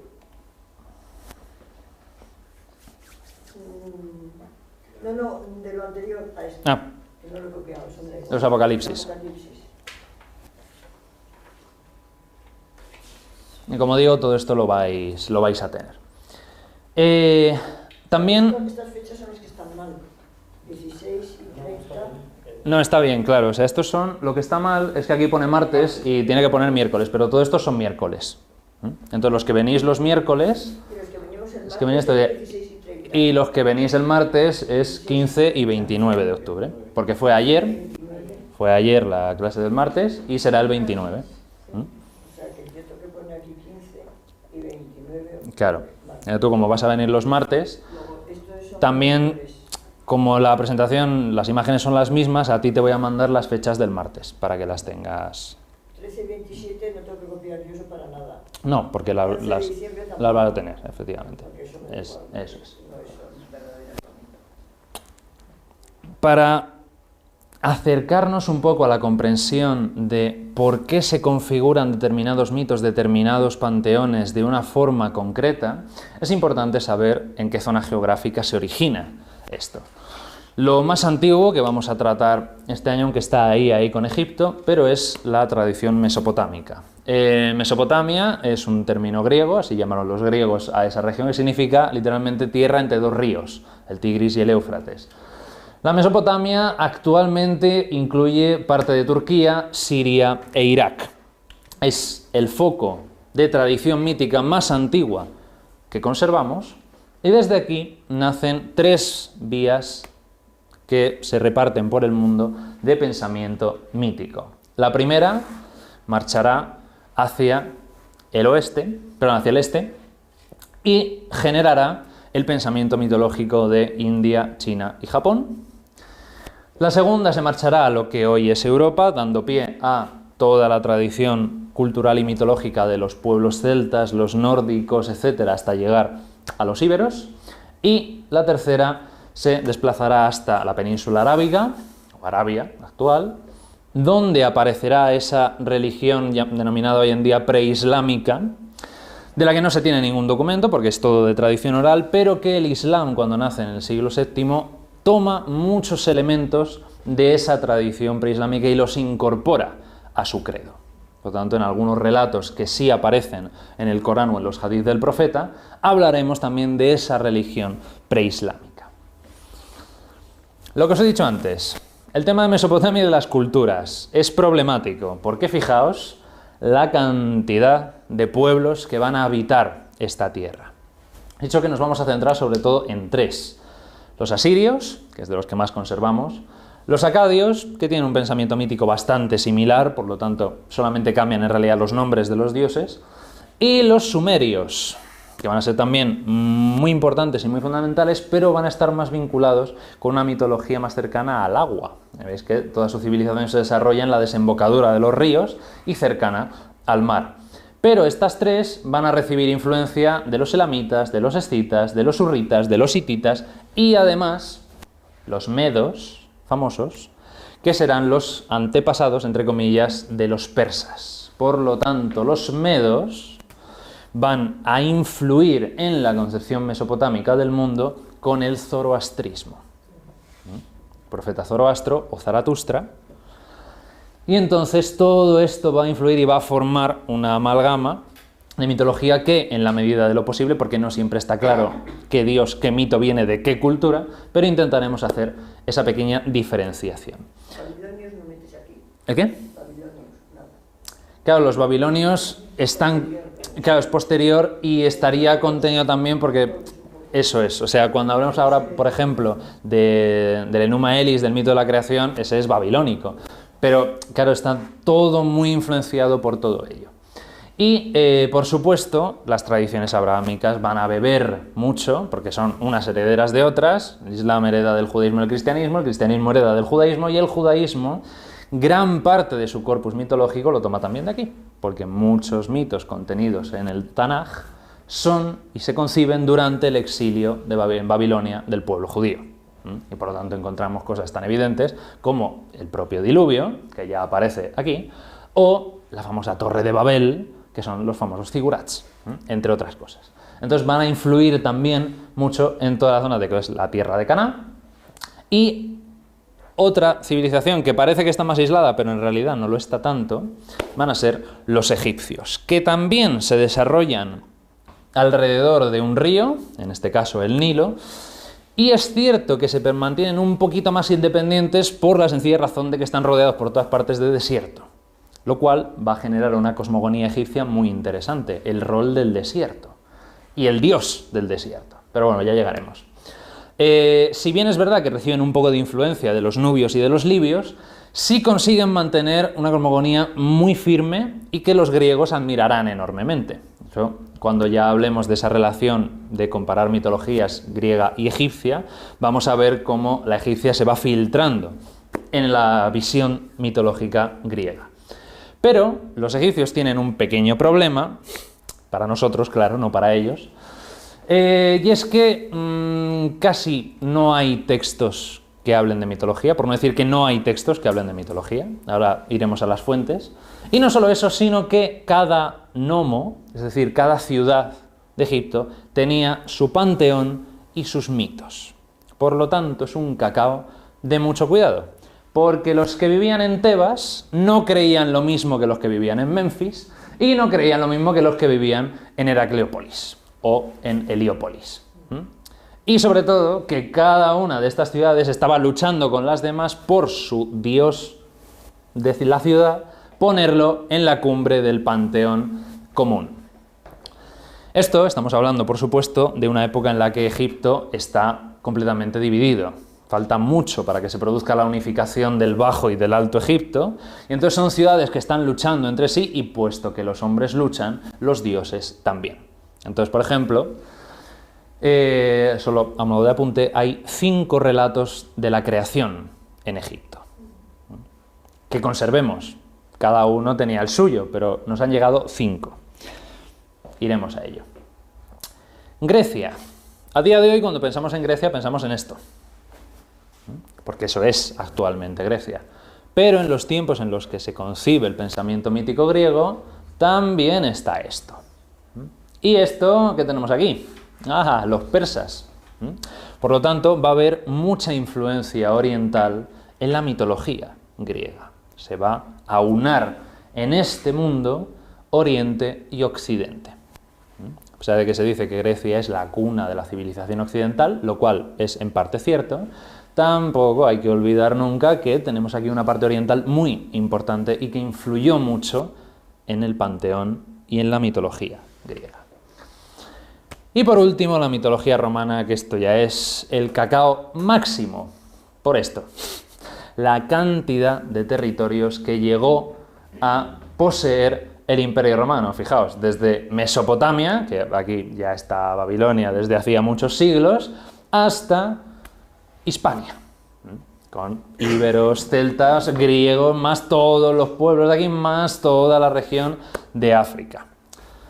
¿Qué ocurre? Hablar de mitología romana durante el Imperio es prácticamente imposible. ¿Por qué? Porque si bien es cierto que fueron muy aperturistas en cuanto a recibir cultos extranjeros, tanto es así que a día de hoy podemos visitar las ruinas de un templo de Isis en Cádiz, Baelo Claudia, también es verdad que, puesto que había tantísima libertad de culto y cada uno practicaba lo que pretendía, los romanos no llegaron a profundizar en la época imperial en los mitos que tenían todas estas culturas. Por lo tanto, se quedó en algo superficial. Tanto es así que los emperadores romanos se hacían iniciar en los famosos misterios de Isis y Osiris, por ejemplo, o en los famosos misterios de Eleusis. ¿Qué ocurre? Que la mayoría de ellos, los emperadores, por no decir todos, no eran aptos para los misterios. ¿Pero qué pasa? ¿Le vas a decir que no al emperador? ¿A Calígula le vas a decir que no? ¿Que se puede iniciar? Problema, que los misterios, y por lo tanto toda la religión que había detrás, se va poco a poco degradando, se va poco a poco simplificando hasta el punto de que el símbolo de un dios se convierte en el signo. Y ya es solo Poseidón por Poseidón. No es lo que representa Poseidón, en este caso Neptuno. No es lo que representa Neptuno, es Neptuno por Neptuno. ¿Qué ocurre? Eso es algo que es muy frecuente a día de hoy. Se venera la cruz por la cruz. Se venera al Cristo por el Cristo. Lo advierten muchos teólogos. Dice, no te quedes ahí, porque entonces es idolatría. Dice, esto es un símbolo que te tiene que ayudar a proyectarte más allá de la forma. Porque si no, haces pues como hicieron al final todos estos, caer en el signo. De hecho, los primeros exegetas cristianos es la forma que tienen de atacar al paganismo. Dice, estos dioses son falsos porque no permiten experimentar la trascendencia. Y tienen razón. Cuando Orígenes, cuando Dámaso I hablan de los paganos griegos y romanos, tienen razón, porque la religión griega en tiempos del Imperio Romano no tiene nada que ver con la religión griega del siglo V o VI a.C., porque se ha ido degradando. Lo que comentaba Bond antes. Cada civilización va a llegar a ese nivel de agotamiento tarde o temprano. Entonces, en mitología romana, ¿qué vamos a ver? ¿Mitología romana imperial? No. Vamos a hablar de la mitología de mediados y principios de la República y finales de la monarquía, que es cuando realmente la mitología romana se fragua y se construye. Bien es cierto que la mitología romana tiene una peculiaridad. Muy a menudo se dice que la mitología romana es una copia de la mitología griega. De hecho, cuando se estudia en los institutos de mitología grecolatina, los romanos solamente le cambiaron los nombres al panteón griego y ya está. No. Bien es cierto que reciben muchísima influencia de la mitología griega y que toman muchos mitos y muchos símbolos griegos para rellenar sus propios huecos mitológicos. Es una peculiaridad de la mitología romana, que es que no tienen una serie de relatos secuenciales como los griegos. No tienen un corpus mitológico establecido porque no tuvieron ni un Homero, ni un Hesíodo, ni nadie así. ¿Qué ocurre? Algunos autores, como Varrón o como Ovidio, intentan rescatar del pasado, del olvido, porque Ovidio ya es de época imperial, intentan rescatar del olvido esos mitos primitivos romanos que tienen mucho más que ver con los pueblos de Italia que con Grecia. Los dioses romanos y los mitos romanos originales son más de los etruscos y de los latinos que de los griegos. Entonces, también es importante, o sea, no es una simple copia. Y de hecho, en algunos casos es cierto, la diferenciación es complicada de hacer, pero en otros es clarísimo. Dionisos no tiene casi nada que ver con Baco, o Artemisa no tiene casi nada que ver con Diana. O sea, no, pues Diana es la Artemisa de los romanos. Mire usted, pero no. Entonces, esto también vamos a ir viéndolo. Vale, dime. Cronológicamente, Sumeria, cuando más antiguo, es tercer milenio antes de Cristo, cuarto milenio, hemos hablado, empieza... Tercer milenio. Las mitologías, estos relatos empiezan tercer milenio. Sí. ¿Qué ocurre? Cuando empiezan es tradición oral. Entonces, no sabemos exactamente a cuándo hay que remontarse, porque no hay fuentes. Las fuentes escritas, las más antiguas, son de la segunda mitad del segundo milenio antes de Cristo. Pero seguramente son bastante anteriores. Claro, porque se plasma ya de que es una tradición que viene los antepasados. Claro, e incluso esos. O sea, los sumerios y los acadios, las fuentes sumerias y acadias ya hablan de que esos relatos son ancestrales y antiquísimos. Entonces, seguramente sí, el origen haya que buscarle en el tercer milenio. Pero fuentes documentales no tenemos porque era tradición oral. Insisto, todo esto era cantado y bailado, pero nadie se paraba a escribirlo, porque por eso es un mito. Nadie sabe quién es el autor. Eso es lo que convierte un mito en un mito, que es un relato tradicional. Y tradicional significa que va pasando de generación en generación sin tener un origen claro, que se proyecta y se prolonga en el tiempo. Originalmente, pues sí, seguramente tercer milenio, pero solo de tradición oral. Los textos vendrán más tarde, pero siempre se remontan a un pasado bastante lejano, y de hecho seguramente lo tienen. Entonces, en estos 15 minutos, porque tengo entendido que os tenéis que ir prontito, vamos a empezar un poco con las cosmogonías, con esa creación del universo, con el cosmos. Y lo primero, antes de entrar de lleno en el mito de la creación del universo, es tener clara una diferencia de concepto enorme entre las culturas denominadas paganas y las tradiciones abrahámicas.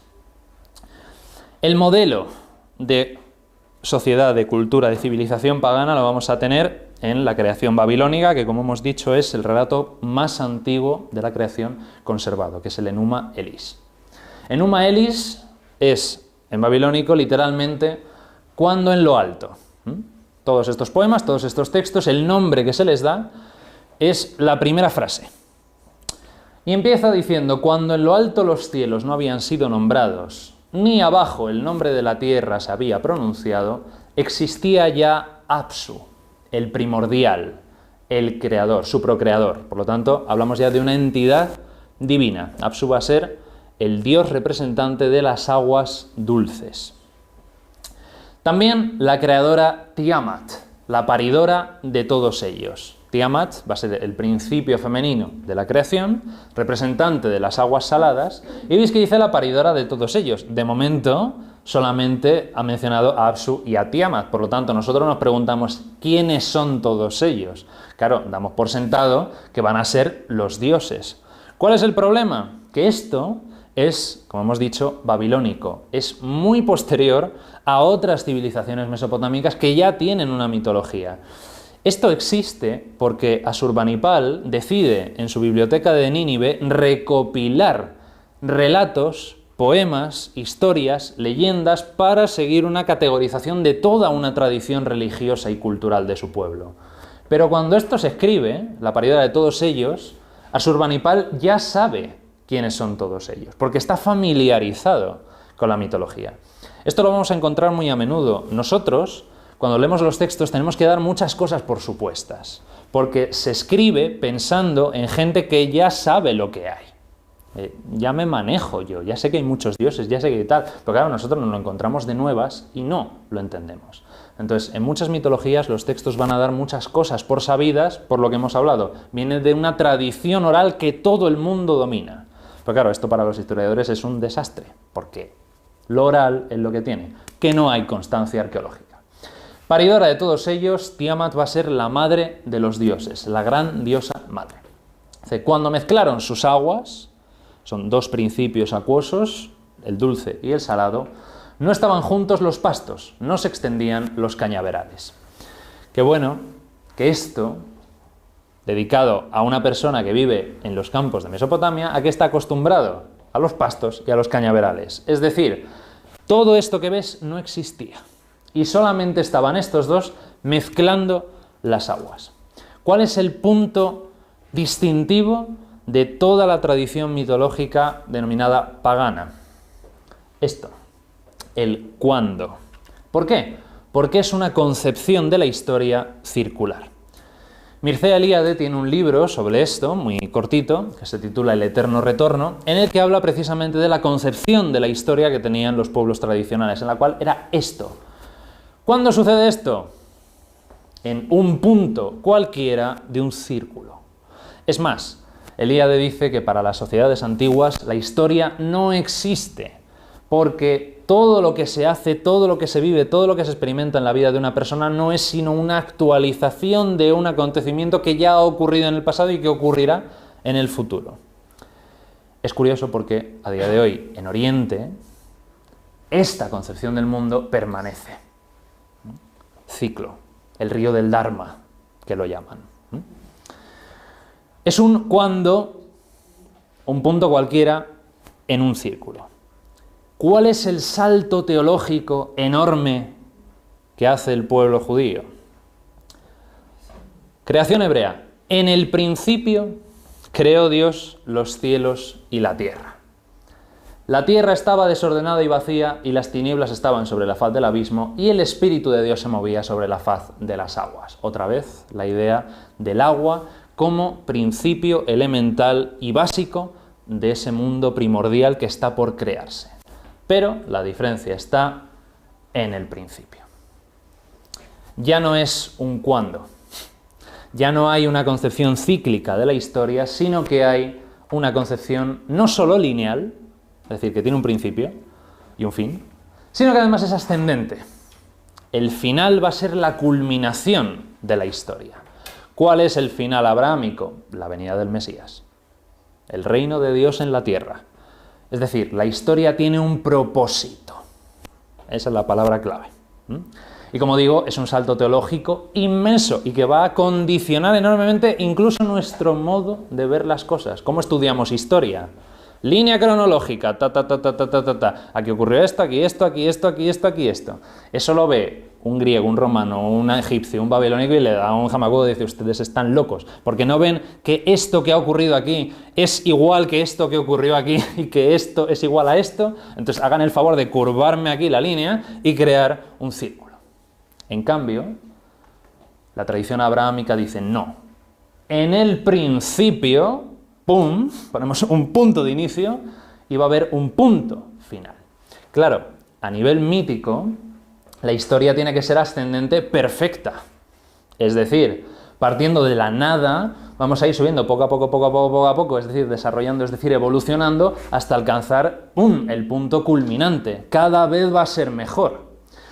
Que le pregunten al pueblo judío si su historia ha sido así, o si más bien ha sido así. Pero siempre se vive con una expectativa de que la historia tiene un objetivo, tiene un propósito. Y estamos en este camino. Cambio radical de mentalidad. aquí lo tenéis. Esa idea del punto de Estos la son nada. los sumerios, ¿no? Sí, estos son el poema babilónico, sí. Dime, punto y la raya. Esa idea del mundo de la nada, la creación es el mundo de la nada. Claro, tiene luego su problema. Si Dios ocupaba todo, tiene que como que contraerse Sí. para permitir esa existencia del mundo, que es lo que luego decía Hawkins. Bueno, pero a partir de ese momento ya todo Claro. se explica científicamente. Ahora, ese momento... Efectivamente, el tiempo ¿cómo cero. claro, que ese tiempo ese, que es 10, los científicos dicen lo ha dado menos 47, a mí se me escapa eso lo que es, pero yo no entiendo nada. Eso Pero es. bueno, que te quiero decir que claro, ese tiene ese problema, ¿cómo lo explicas? Los otros no. Absoluto. Los otros ya parten de la creación de algo que ya existía, las aguas, la tal, pero no te explican nada más, pues no les interesa. Claro. Tienen esa cosa circular y les da igual. Efectivamente. Es mucho más polémica, claro. Sí. De hecho, había una novela muy graciosa de un personaje que va a la universidad precisamente buscando un poco de respuesta de cómo conciliar la religión y la ciencia, ¿no?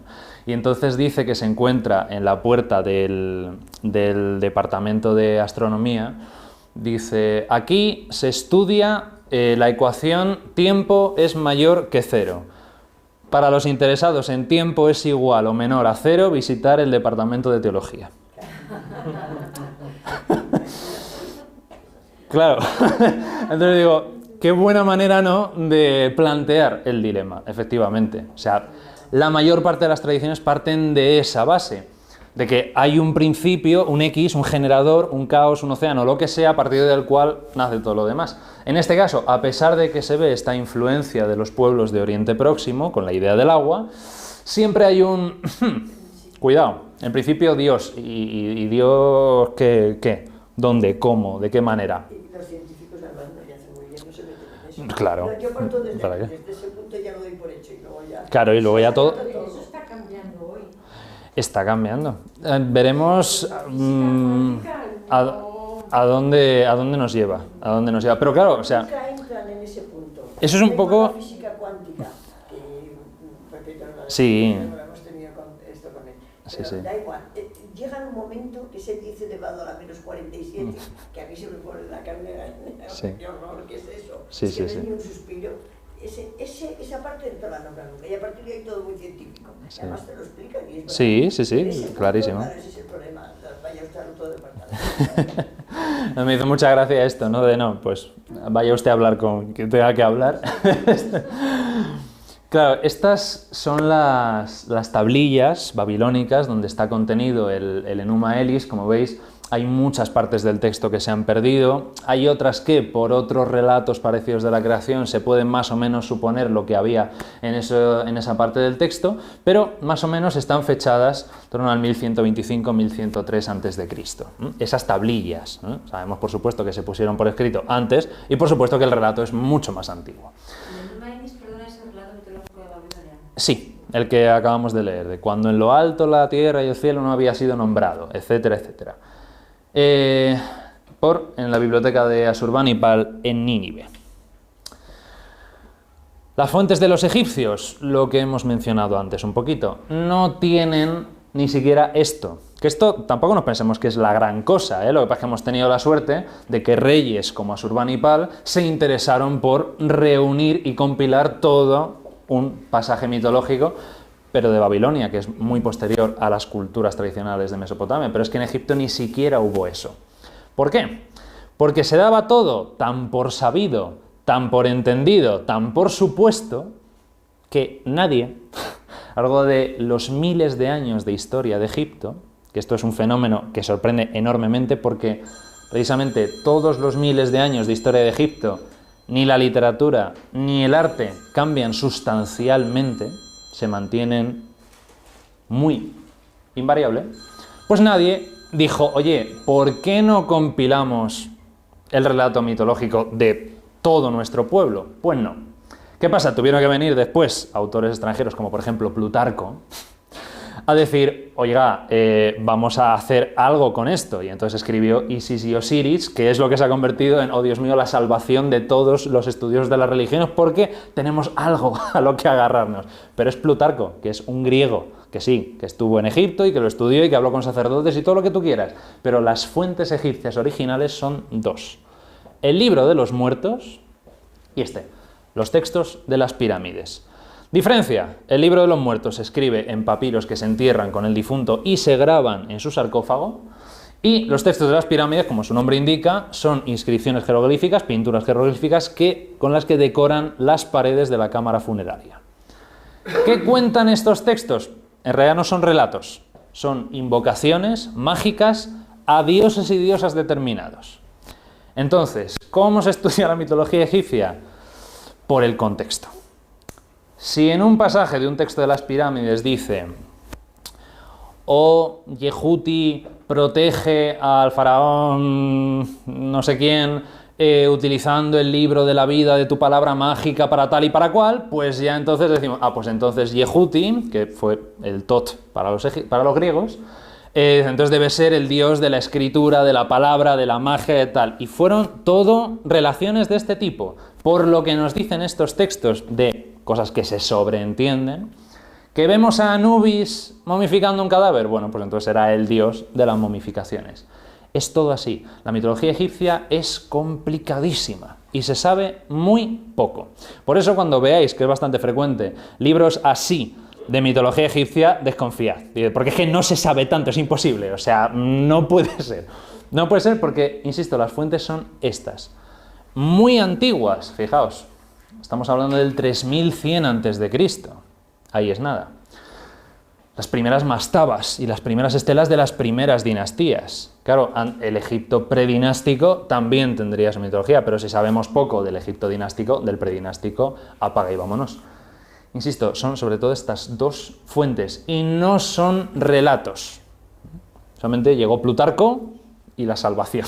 Pero todo lo demás son relaciones en función de las pinturas, los jeroglíficos y las invocaciones mágicas. Anubis, Ra, Horus, Isis. Vale, conectamos. No, ves la fecha, fechado, que no sé cuál es la fecha. 1100. Estos son cuando están fechadas las tablillas. No el poema en sí, el poema es bastante más antiguo, pero las tablillas están fechadas en... 1125. Sí, es 1125-1103 a.C. ¿Y no puede ser, César, que las cosmogonías como la egipcia, que son más bien circulares o tienen esta concepción del tiempo cíclico, es decir, el tiempo no pasa, sí, no tienen la necesidad de ir apuntando lo que está pasando? Porque claro, también es una posible razón. En las lineales tenemos que ir apuntando, pero como ya ha pasado, ¿no? Vamos para adelante. Sí, como ya, claro, pero como ya ha pasado, como va a volver a pasar... Todo está, ¿no? Claro, pero también se habla de que en realidad parece que todo el mundo lo sabía. Entonces que no encontraron, claro, la necesidad de ponerlo por escrito. Al lado de, es que no he visto eso, al lado de Mosul. Sí, al lado de Mosul, sí. Que normalmente se dice que Nínive es Mosul, pero ahora parece ser que los arqueólogos han dicho, bueno, no es exactamente Mosul, es esto, Kuyunjik, que está al lado de Mosul, pero no era exactamente. Pero todo eso que estás diciendo ahora pasa lo mismo en la Biblia. Lo mismo. Tú lo lees y no te enteras de la mitad, si no sabes un poco de judaísmo. Lo mismo. Y dices, es que no cuentan esas cosas porque, bueno, sabía todo el mundo, ¿para qué lo vamos a explicar? Efectivamente. Claro, esto, a la hora de enfrentarlo un historiador, un arqueólogo, es un problema, pero claro, esto no se concibe pensando en los arqueólogos e historiadores. Entonces nos encontramos con esto. Por eso nos gusta tanto hablar de la mitología griega, porque decimos, ¡ay, menos mal que tenemos a personajes como Homero o como Hesíodo! Aedos que deciden poner por escrito todo un compendio mitológico y un relato además secuencial, que ya es la panacea. Por lo tanto, el relato de la creación griego por excelencia es el que aparece en la Teogonía de Hesíodo. Siglo VIII, 700 a.C. aproximadamente, donde colocan no solamente el mito más extendido y difundido de la creación del universo, sino también todo el linaje familiar y dinástico de los dioses que van a formar el panteón olímpico. Por lo tanto, nos da una alegría y un respiro maravilloso, porque aquí sí que nos podemos explayar con el bueno de Hesíodo, que nos va a decir quién es quién, qué hace, por qué lo hace y todo lo demás. Aparte de esto, que no es para quitarle mérito, pero Hesíodo es un bibliotecario, después de todo.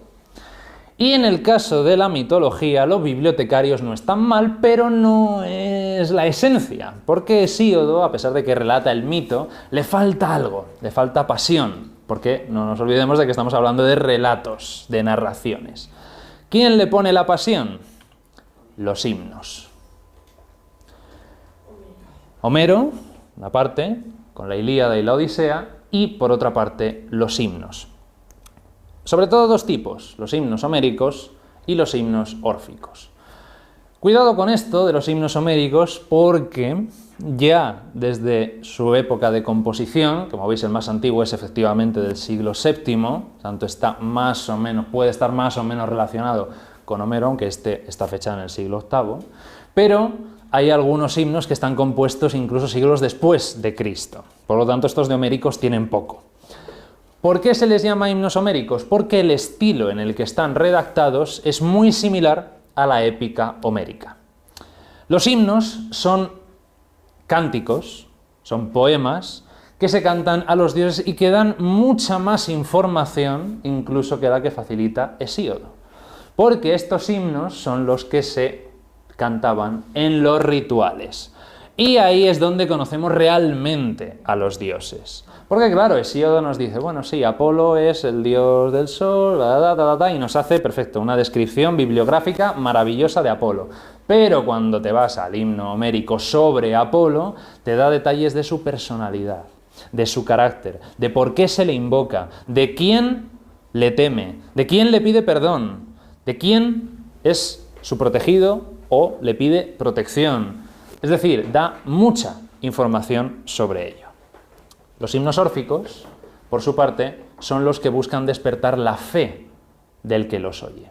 Además es muy curioso porque también, por supuesto, que se llamen himnos órficos no quiere decir que fuese el famoso poeta y sacerdote Orfeo, que de haber vivido, que es muy dudoso, habría sido en el siglo VI a.C., porque ni Homero ni Hesíodo le mencionan, pero en cambio ya en el siglo V a.C. es ampliamente conocido. Y entonces se le atribuye la composición de los, pero la mayoría de los himnos órficos están compuestos en el siglo II después de Cristo. Casi nada. ¿Por qué son tan importantes para analizar la mitología griega? Porque son uno de los últimos ejemplos, si no el último, de lo llamaremos paganismo o mitología griega pura. Porque el problema que hay con las fuentes que se escriben después de Cristo es que es muy difícil saber si no estarán influenciadas por el cristianismo. Esto ocurre muy a menudo, por ejemplo, en los mitos de Mesoamérica y Sudamérica. Nada. Hasta luego. Ocurre, como digo, muy a menudo en los mitos mesoamericanos y sudamericanos cuando se accede a las fuentes, que ya quedan pocas, de los códices, y se dice, esta concepción que tienen de este Dios que crea el universo, ¿realmente los mayas o los mexicas tenían ese Dios que crea el universo o es una interpolación del cristianismo de los colonizadores cristianos? Pues a veces es difícil saberlo. Por eso los himnos órficos son tan valiosos, porque sabemos que son puramente griegos, a pesar de vivir ya en un mundo que se está acercando a la globalización cristiana. Y ya por último, y lo dejamos aquí, en el caso de las fuentes romanas, como hemos mencionado antes, no tienen una serie de relatos secuenciales, por lo tanto no hay una escritura mitológica clara. Son sobre todo estos dos autores, Marco Terencio Varrón por un lado y Publio Ovidio Nasón por el otro, los que van a intentar rescatar en finales de los últimos tiempos de la República y en los primeros del Imperio, van a intentar rescatar los antiguos mitos de los romanos ancestrales cuando la fundación. Pero lo que más se va a conservar son mitos, sobre todo de la fundación de Roma, de los fundadores de Roma, mitos sobre la ciudad, y la mejor fuente para conocer los antiguos dioses y mitos romanos es este libro de Ovidio, Los Fastos. ¿Por qué? Porque es en las fiestas que se celebran en Roma donde quedan esos remanentes de los antiguos rituales ancestrales de los antiguos dioses latinos y etruscos. Y con esto terminamos la clase. Así que si tenéis alguna pregunta o alguna duda o algo. Entonces, vivimos siempre de mitos, porque nuestras creencias son mitos. Total. Y todo esto ha formado un puzzle que es el relato mitológico de Occidente. Y entonces estamos viviendo en esto, en todo esto. Estamos viviendo en esto, pero si ya se acaban los mitos, como aparentemente parece que en Occidente estamos llegando a eso, la nada. La nada o la generación de nuevos mitos. Nuevos mitos. El nacimiento Una de construcción de nuevos mitos, que yo me inclino por la idea que en realidad esa creación de nuevo mito no va a surgir totalmente de cero, sino que se va a intentar rescatar de aquí lo que sea posible, para que dé pie, que forme la base, los pilares, para un nuevo sistema mitológico que dé respuesta a todo lo que surge de dentro del alma humana, de ese daimón, de ese ángel contra el que luchamos y con el que no vamos a parar de luchar. Pero todo esto que ha configurado nuestra existencia hasta ahora servirá de trampolín para lo que vendrá en el futuro. Ahora, ¿qué va a venir? Pues eso ya, generaciones posteriores. Nada, es a vosotros. Así que en la próxima clase ya veremos las fuentes de las tradiciones abrámicas y empezaremos, ahora sí, con los mitos propiamente dichos. A ver qué nos cuentan.